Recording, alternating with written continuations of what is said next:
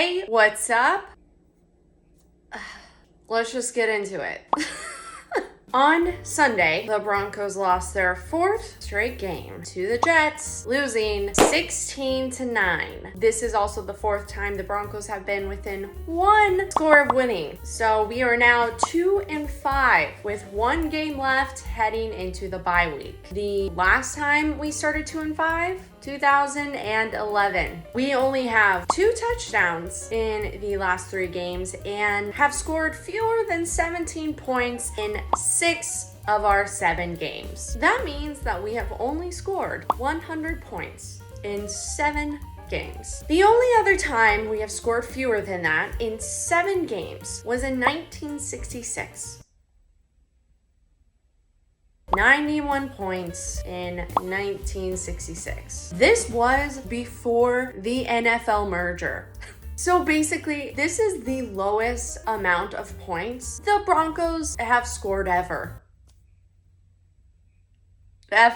But I'm also trying to remind myself that the Super Bowl winning Rams are only at 104 points. So, yeah, just trying to find the bright side. We may be last in points scored, but second to last won the Super Bowl. So, joke's on them and us. It's mainly us. So, let's break it down. 1, second half woes. In the entire 2022 season, the Broncos have only scored 5 points in the third quarter. The entire season. And 2 of those points came from a safety against the 49ers. So technically, we have only scored 3 points in the third quarter all season. Now, fourth quarter gets a bit stronger at 26 points total, but clearly after halftime, something happens mentally or physically. I don't know. I mean, mentally and physically, I don't know how I'm doing. No, I do know. I'm not well. I am not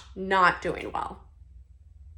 2, injuries. Oh my God. In the entire NFL, we are third for the most players on the injured reserve. 1 player behind the Rams and Titans, tied for first with 12 players. But we are tied for first with the Titans with 15 overall injured players. And we lead the NFL by far with the current salary on IR being $50 million.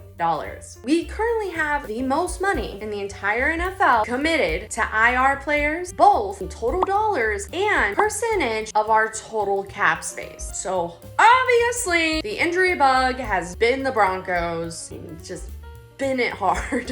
Which leads me in to my next point. 3, coaching. With Brett Rippon starting this Sunday, we were able to take out one of the variables, i.e. Russell Wilson, to assess the team's performance. And unfortunately, or fortunately for Russell Wilson, the offense looked no different. So that means all signs point to the coaching staff. Essentially, there have been 7 games and they have all almost looked the exact same offensively. Can we blame injuries? I mean, I am. It's definitely part of this whole blame game formula, but unfortunately most fans are pointing the blame to Nathaniel Hackett, and some are speculating that this next game in London is going to be a make it or break it for Hackett's coaching career, which although I want to win, trust me, I want to win, I never want to see someone lose their job. It's bummer all around. And keep in mind, this is also the 3rd straight Broncos hire that lost 4 straight games in their first year as the Broncos head coach. So could this be the curse of the first year Broncos head coach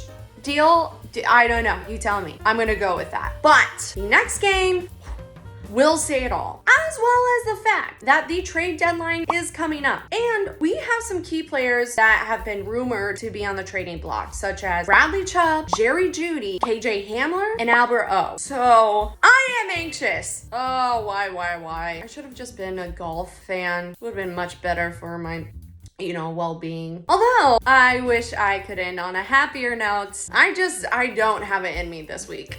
Well, actually, the only other NFL team that also has a 4-game losing streak and their record is 2-5 is the Jaguars.